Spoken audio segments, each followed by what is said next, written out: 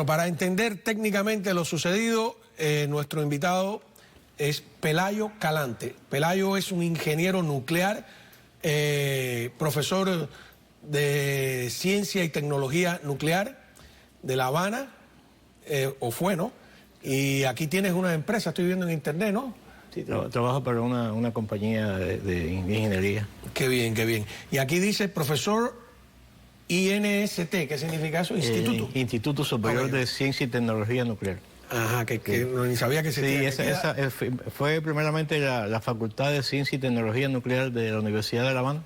Y después se hizo un instituto superior, parecido al CUJAI, pero solo de la parte nuclear. ¿Ese es el que inició Fidelito? Sí, cómo no. Okay. Él era el jefe. Tenía unas oficinas por ahí, por Miramar, por la calle Miramar, Séptima. pero sí, era una institución que pertenecía a la Secretaría de Asuntos Nucleares. Ah, qué bien, pues gracias por estar aquí con nosotros. Te presento a Sergio Coma, que es nuestro especialista en temas cubanos y que me ha dado un montón de información que todavía no he podido procesar. ¿Cómo estás, Sergio? Buenas noches, gracias por la invitación. Abandonado, ¿eh? ¿Cómo va la cosa? A ver, antes de entrar en el análisis técnico, me gustaría, Sergio, ver algunas reacciones populares. Esta anciana dice que habla después de 4 días, o esta mujer, 4 días sin corriente. Sin corriente hace 4 días. El pan hay que venirlo a buscar porque la panadería está rota. Lo traen de otro lado. Son millones y millones de problemas que tenemos y ninguno se resuelve. Muy bien. Ahora me gustaría presentar lo que la gente ha calificado como las amenazas de Díaz-Canel. Y compensamos, tenemos más reacciones populares, de todo. Adelante.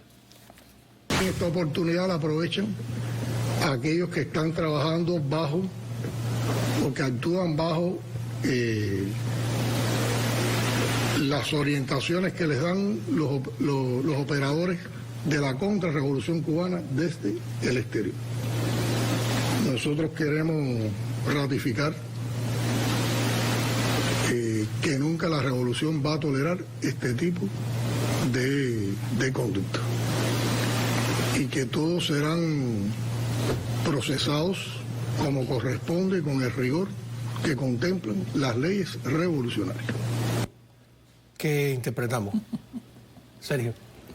Yo te digo que lo peor que les ha ocurrido es que mucho antes que llegara este ciclón que golpeó la parte oriental y este mega apagón que los ha desconectado completamente de toda actividad productiva y civil, ya ellos habían hecho habían forzado a las MIPYME a reducir las producciones con taxes e inspecciones. O sea que el preámbulo a todo esto es un desabastecimiento total de la línea de producción en Cuba, una cosa que ha dejado, como viste, esa señora en unas condiciones paupérrimas, porque tuvieron incluso que recurrir a reducir el gramaje del pan magro que dan en la dieta, y ya eso te decía que no había harina, que no había suministro y que no tenían dinero para abastecer la canasta básica. Sobre la canasta básica tuvieron que dar varias mesas redondas tratando de aplacar a la gente.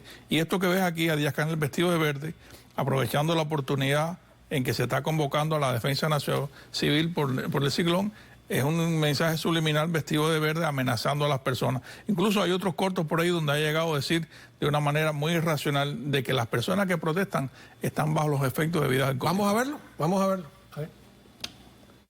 Y lo único que contrasta con esta determinación de unidad de nuestro pueblo, con estos afanes de entre todos superar las adversidades que en ocasiones, y fue particularmente en la noche de ayer, algunas personas, un mínimo de personas, la mayoría en estado de embriaguez, se han comportado de manera indecente,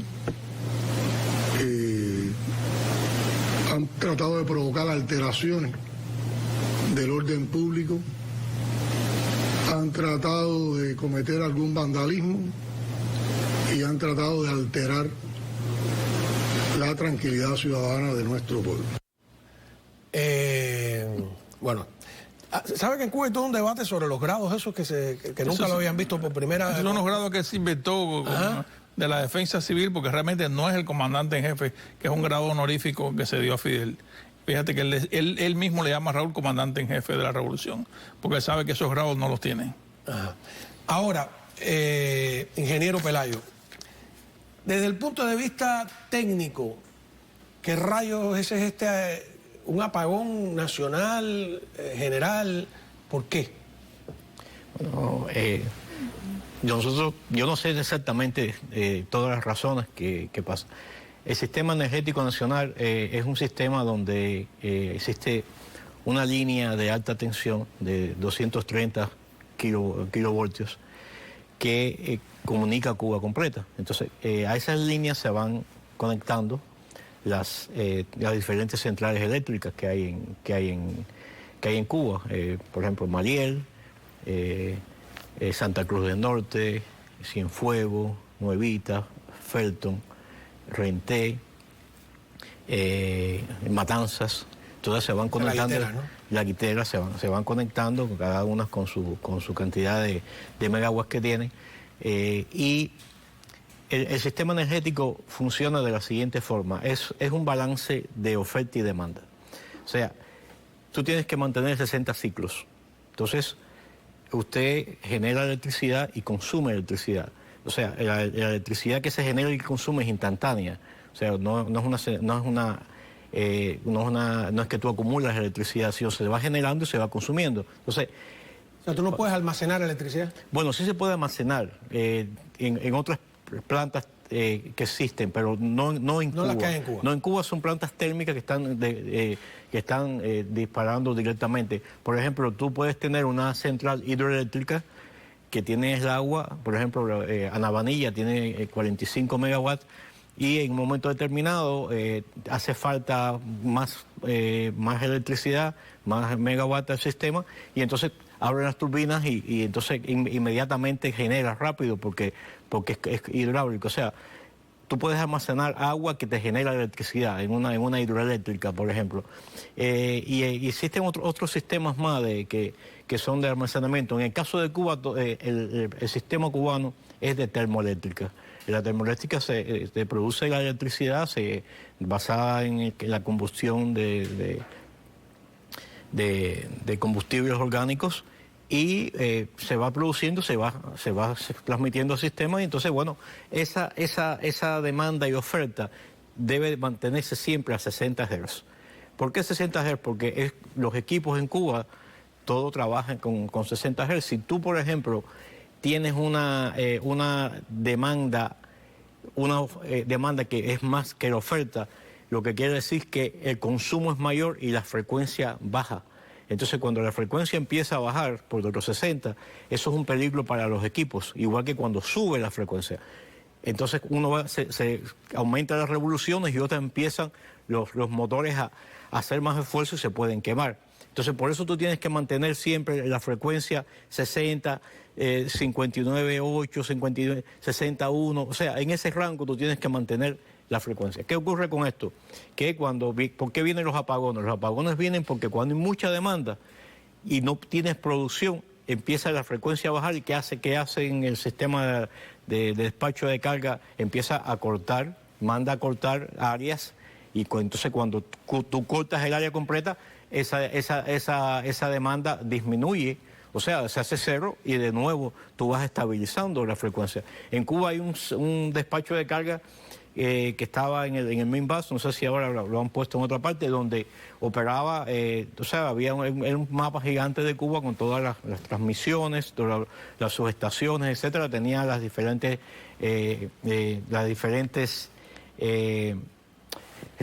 centrales eléctricas, y entonces había un jefe de despacho, un despachador de electricidad de generación y uno de transmisión. Y de ahí se ¿Eso dónde queda? Eso estaba en el Minbas, ahí en Carlos III. En Carlos III. Déjeme hacer una pregunta. No, sé que me tengo que ir a un corte, pero para dejarla enunciada, se decía en los exámenes de la escuela. Aquí en Estados Unidos, en el resto, eso de que hay un solo control nacional para todo el país, o sea, ¿no sería más sensato? Aquí es así. No, aquí no es así, aquí hay por áreas que están interconectadas. ¿Y por qué? Cuando regresemos de la pausa me gustaría saber si la mentalidad centralista de Cuba incluye la electricidad. Me parece curioso eso. Muy bien, empezamos con este segmento con una protesta de algunas madres en Santo Suárez, incluso sonando cacerolas. A ver.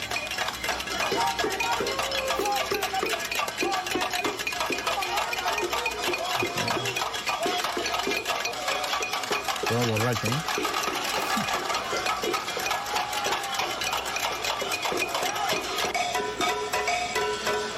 Bueno, a ver.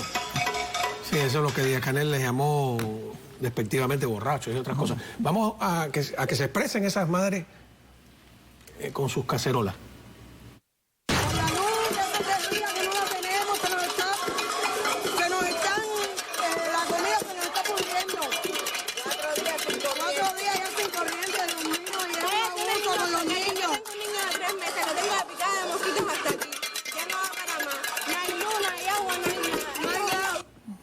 A ver,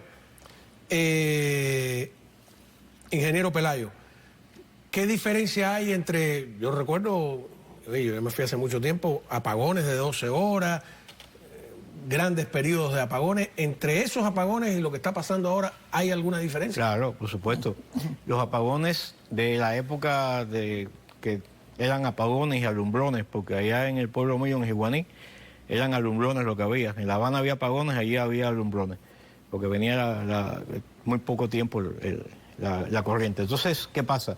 En aquel momento el sistema funcionaba, el sistema energético nacional, las conexiones funcionaban, lo único que, como ya le estaba explicando, debido a que la demanda era más alta que la oferta, pues sencillamente... Ellos apagaban áreas. Apagaban áreas, sí. Entonces, para estabilizar, todo siempre es para estabilizar la frecuencia. Porque el objetivo siempre es mantener la frecuencia en 60 Hz. ¿Y ahora qué pasa? Ahora lo que pasó fue que por alguna... Mira, las termoeléctricas están en muy mal estado. Entonces hay unidades, por ejemplo, la unidad de Matanzas, que tiene 330 megawatts, tenía hace 36 años más o menos que fue, porque yo me fui hace 33 y ya eso tenía como 3 o 4 años que era nueva, que era la joya del sistema, que es un solo bloque de 330 megawatts, era la unidad unitaria más grande que tenía el sistema. Si, por ejemplo, cuando ellos están así y esa unidad se va del sistema, la frecuencia se cae y entonces las otras unidades, si a tiempo tú no desconectas, tú no estabilizas el sistema, se van cayendo en forma...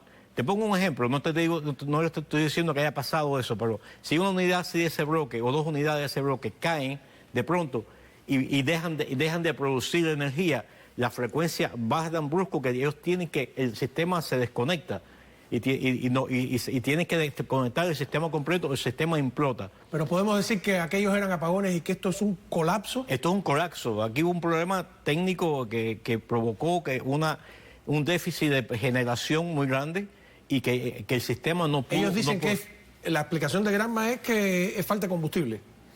Es falta de... Bueno, ahí tienen una serie de problemas porque, por ejemplo, las patanas turcas, que se trajeron como 6 para estabilizar en hora pico y fortalecer esas centrales, como la Máximo Gómez, la Guitera, y las pusieron periféricamente alrededor del país, no consumen diésel, sino consumen fuel oil, que es un combustible que está teñido de rojo y que no tiene los aditivos que tiene el diésel.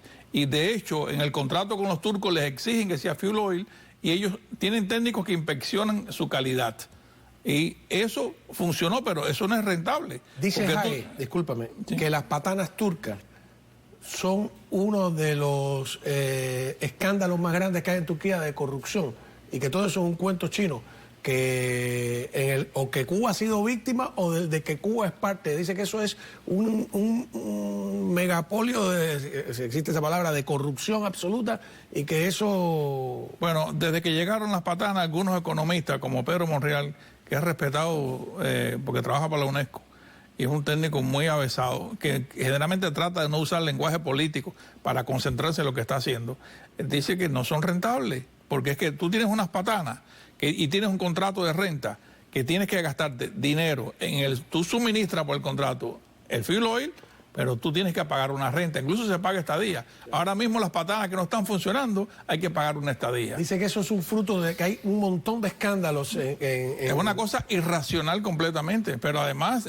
la data de desperdicio de fondos viene de muy atrás, en un periodo al azar así. Ahora, para enterarte de las cosas tienes que ir a la prensa rusa.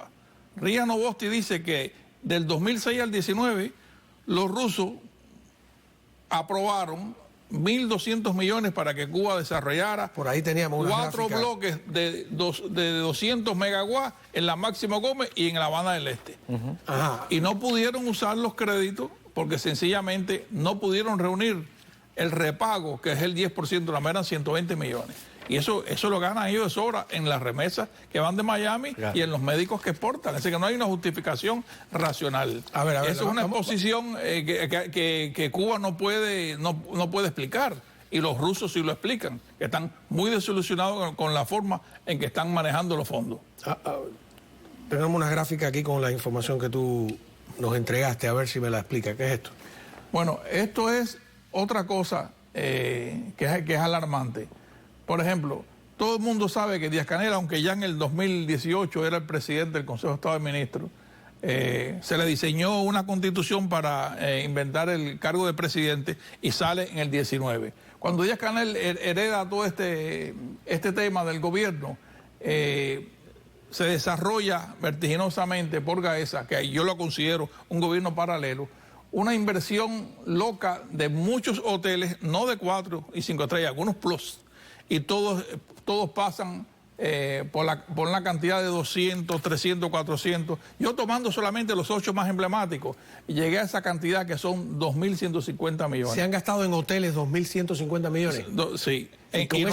Y no está la lista completa, son 8 o 10 hoteles emblemáticos, porque son 5 estrellas y plus. Y tú dices que con ese dinero tú puedes comprar 8 plantas. 8 termoeléctricas. De 200 megawatts. A 240 millones, y que es un precio racional. Yo le puse 20 millones más, calculados en 260 millones, basándome en el sistema europeo de construcción de plantas, que es llave en mano. Eso incluye el payroll. Sin embargo, los especialistas dicen que en estas áreas del Caribe, como en Cuba, la mano de obra es más barata y podía depreciar más el costo general de eso. Es decir, que no hay una justificación para no haber tenido en el tiempo de la llamada revolución, que son 60 y tantos años, más de medio siglo, haber no reparado, sino sustituido la red energética nacional. De hecho, en el año 22, Díaz-Canel, que ha estado mintiendo con una cara durísima, diseñó una estrategia donde él decía que habló que el 22, que ya en el 23, en diciembre, estaba estabilizado el tema de los apagones y que había inversiones aprobadas, lo cual es una mentira total. A ver, algunos de esos hoteles. Ajá. Meliá Jardines del Rey, ese en el 2015, 200 millones. El Kempinski, ese está en el Prado, ¿no? Ese es inmenso. Ese de 500 millones, el Iberostar 300, Meliá Varadero, la renovación 150, hay uno en Cayo Guillermo, eso ahí frente de los Cayos de Camagüey, 300 millones. Ajá. O sea, todo esto... Y esto de la torre K23, que es la llamada popularmente con burla, la torre López Calleja. Que todavía no lo han terminado. Es una torre, fíjate, que para estos costos se han ido analizando a través del Ministerio de Turismo, de páginas de TripAdvisor, de especialistas que conocen de inversiones, pero ellos, fíjate, ellos no han presentado nunca públicamente cuáles son los costos que van a tener estas construcciones.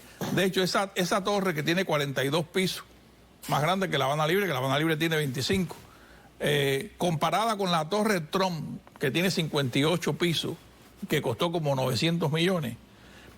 No la puedes comparar en general porque la torre Trump está revestida por dentro de mármoles especiales, cosas de oro, o sea, tiene mucha calidad metida dentro. Por supuesto que la torre de Calleja no tiene eso, parece una caja de zapatos cuadrada, muy futurista, pero sacando los costos por arriba, puede haber costado 400 millones, porque tiene 42 pisos. Solamente gastaron 13 meses para poder horadar las bases, porque esa área de allí es una plataforma que tiene una consistencia muy fuerte, y de hecho, es un artículo que leí de cómo se hizo La Habana Libre. Ese es lo más duro que hubo para hacer las bases. Pasaron mucho trabajo y gastaron mucho dinero para tratar de hacer unas bases que correspondieran a la altura, y eran solamente 25 pisos. Estos son 42. 42 pesos. A ver, vamos a una pausa. Yo quiero que el ingeniero me explique, entonces, porque creo que ya en gran parte de La Habana hay luz. En las provincias no. Correcto. Entonces, ¿cuál sería la solución para este problema? Porque Díaz-Canel, vamos a verlo ahí, nos vamos a la pausa con ese... Estaba muy optimista en el 2022. Habíamos explicado que para la estrategia anterior, la que explicamos en junio, se había dado un primer monto de financiamiento. Los resultados de ese financiamiento empiezan a entrar ahora. Ya están entrando piezas, componentes necesarios para los mantenimientos de grupos electrógenos de generación distribuida y de termoeléctrica, que nos va a permitir avanzar en la recuperación de capacidades, tanto en la generación térmica como en la generación distribuida. Y que eso gradualmente va a ir mejorando desde septiembre hasta diciembre. Pero además de eso, el país volvió a dar en medio de esta situación un nuevo financiamiento, que con ese financiamiento también se van a recuperar otras capacidades de generación térmica y de generación distribuida que no estaban previstas. Bueno, continuamos con este verdadero colapso, ¿no?, de la electricidad en Cuba. Y la gente está protestando, ¿no? A ver, una madre aquí que dice... No tenemos gas, claramente no tenemos corriente, no tenemos efecto eléctrico, no hay corriente y se nos dificulta la vida más cuando tenemos una niña pequeña. Todo se echa a perder, lo que hay en el refrigerador todo se descompone y entonces nos vemos afectados grandemente simplemente en la parte de las cosas de comida. Y creo que han protestado frente a las sedes del partido en algunos lados, por ejemplo en Nicaragua, por ahí teníamos alguna imagen, ¿no ves? Esta es una de las protestas a las que se refiere Díaz-Canel, que les va a hacer caer todo el peso de la ley revolucionaria, etcétera, etcétera. Una cosa interesante que escuché, yo la verdad no me había fijado en ese detalle, ellos tienen como que un servicio... Ellos pueden apagar las casas y dejar el alumbrado público encendido y los semáforos encendidos, porque todos los reporteros extranjeros están diciendo que los semáforos están apagados. ¿Cómo funciona eso? No, ellos en Cuba es por áreas determinadas. O sea, cuando ellos quitan un área, un bloque, ahí se va todo el sistema. Ellos no tienen un sistema que sea... pero a veces yo veía que se iba la luz en mi casa, pero el farol de la esquina... Sí, pero en La Habana, ¿no? Sí, sí. En La Habana sí tienen el sistema más... Pero, por ejemplo, en los pueblos pequeños esas cosas es por secciones. Cuando quitan una sección, ese va todo lo que está ahí. Por ejemplo, en el pueblo mío, las personas que viven al lado del hospital son un poco privilegiadas porque tratan de que ese pedazo no se vaya, ¿no? Entonces, por secciones que ellos desconectan, pero ahí cuando se va la sección se va completa. ¿Y esos equipos, cuando ustedes se desconectan, de qué época son? Son sistemas eléctricos que son como si fueran una especie de catado, ¿no? Que tú, te digo, pero que son automáticos. Aquí como ingeniero, el abismo tecnológico no grande es. Ni hablar de eso, ni hablar de eso.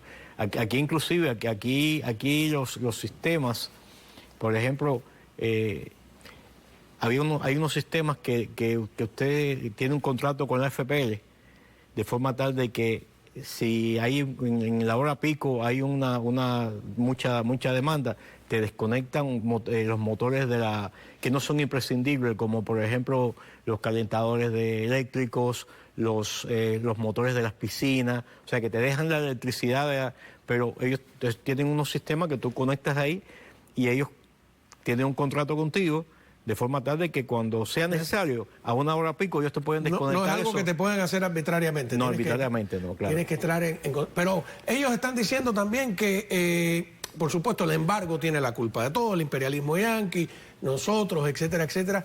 Pero yo tengo entendido que muchas plantas, la tecnología no es americana. Ninguna planta, ninguna termoeléctrica de Cuba es americana. Ninguna. Malí es rusa. Matanza francesa. Matanza francesa. Santa Cruz es rusa. La de Cienfuegos es japonesa. Felton es checa. Nuevitas es rusa. y tienen creo que algunos componentes checos. Renté Santiago es rusa. O sea, pero desde el punto de vista estratégico, comercialmente, que tú tienes... es un error total. Comprar en tantos mercados distintos es una locura, ¿no? Lo que, mira, te voy a decir algo. En Cuba hay que quitarse el sombrero con la gente de mantenimiento que hay ahí. Porque son unas personas muy sacrificadas, muy inteligentes, que son muy innovadoras. Los ingenieros cubanos, que en estos momentos hay un déficit de ingenieros porque...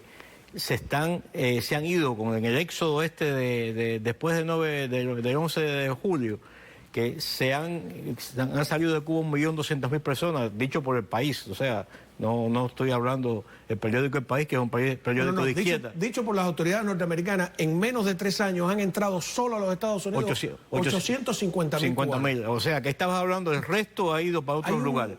Pero un 10% de la población. 18% de la además población. Es la población, todas estas personas son de población laboral. O sea, no son ni niños, ni retirados. Ni son retirados. Entonces, y son muchas personas calificadas. Están trabajando las plantas en vez de con ingenieros como están trabajando muchos con obreros calificados porque se han ido los ingenieros. O sea, de más bajo nivel. Claro, el problema es que un ingeniero es un ingeniero. O sea, las decisiones que toma un obrero calificado no es la misma que toma. Entonces, hay muchos problemas con esto, con el personal calificado, el personal de mantenimiento, y de verdad que esas personas son gente muy capacitada, con mucho espíritu, pero al final ya llega un momento que muchas de esas personas se están retirando, las generaciones nuevas se van del país y hay mucho déficit de personal calificado. Es uno de los problemas graves que tiene el sistema energético nacional.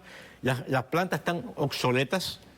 Una planta, por ejemplo, esta misma planta que es el ícono que tenía Cuba, que era la que más producía, que era 330 megawatts, que era la francesa esta, ella no produce 330 megawatts, ella está produciendo 200 y pico, porque ya tiene muchos defectos en las calderas, tiene muchos defectos en las turbinas, y ya entonces tratan de no llevar a la máxima potencia porque se pueden romper. Entonces ellos cuidan dentro de lo que pueden, y entonces esa capacidad instalada que hace 30 y pico de años que estaban ahí, ya y ellos no generan esa cantidad de megawatts. Más el problema que tienen de combustible, el problema que tienen del mantenimiento. Una cosa es el combustible cubano.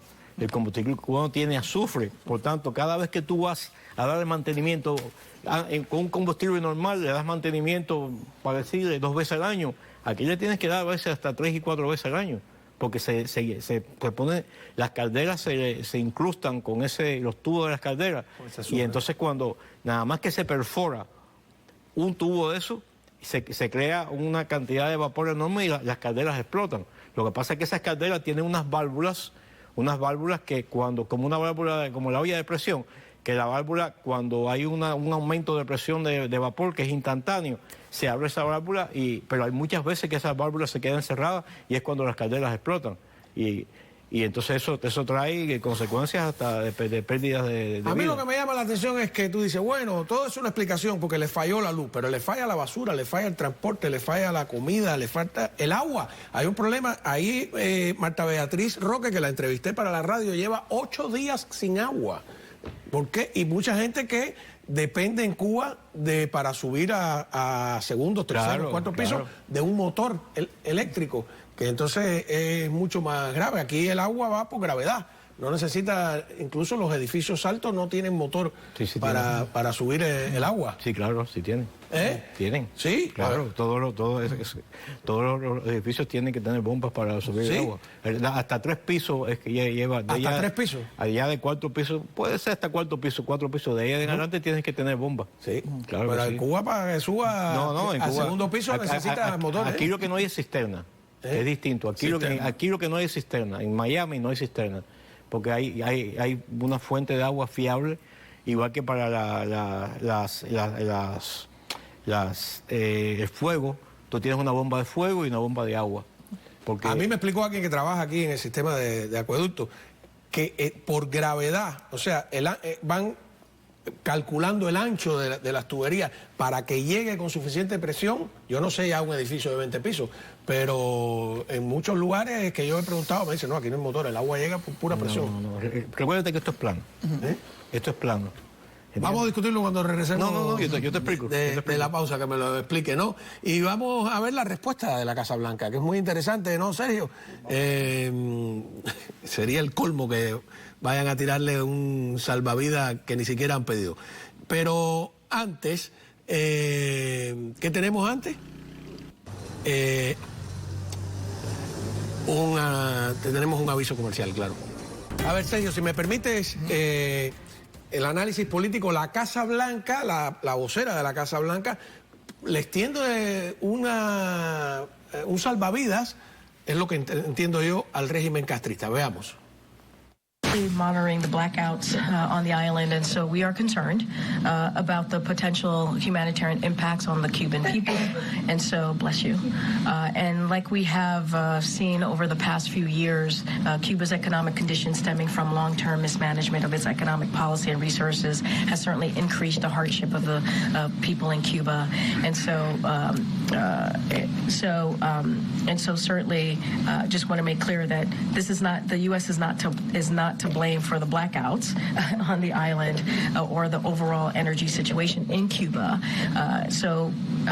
The Cuban government has not requested any assistance at this time, and so we will assess the appropriate next steps if they do request any assistance.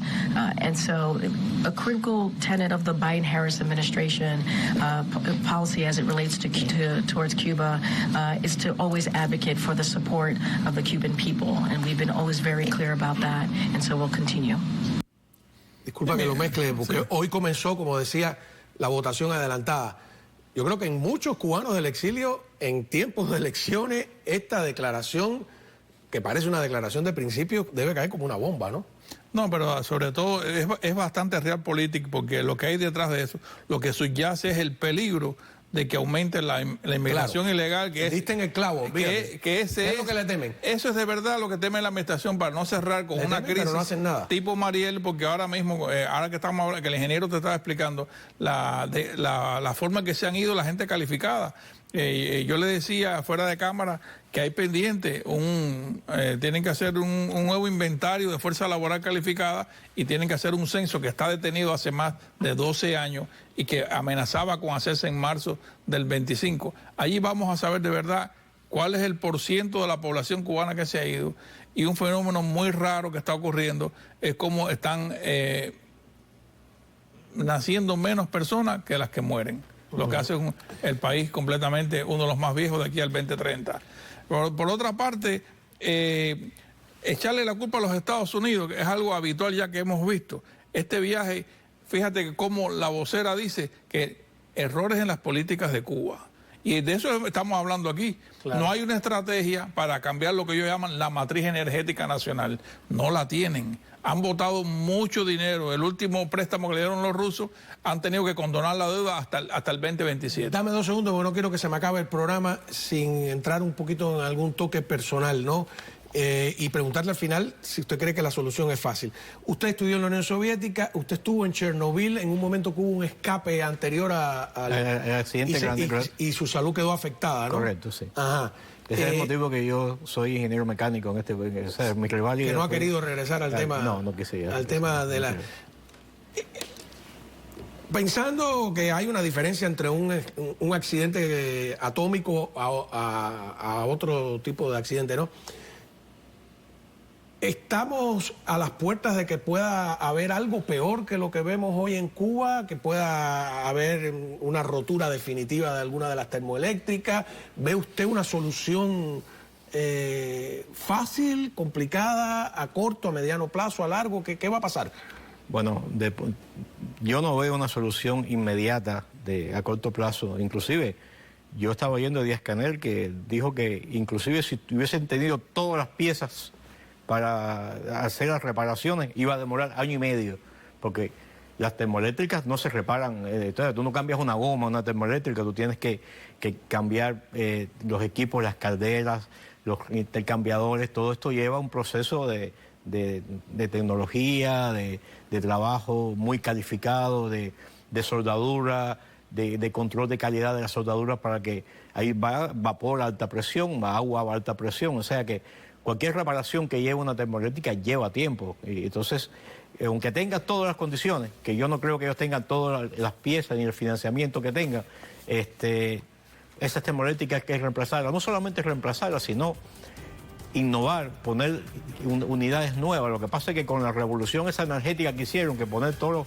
sistemas electrógenos, eso, yo cuando vi eso dije, este es el declave ya del desastre energético en Cuba. En vez de coger ese dinero e invertirlo en las termoeléctricas y repararlas, hicieron la barbaridad esa que hicieron. Le tengo que invitar porque sé que usted trabaja el tema del agua aquí, para otro programa, para hablar del tema del agua, que escasea tanto como la luz en Cuba. Y además, el ciclón Oscar, que ha golpeado, yo creo que la parte de Guantánamo, ¿no? En Caimanera y todo eso, posiblemente sea, además esa es la zona más deprimida económicamente en el país. Volvemos ya.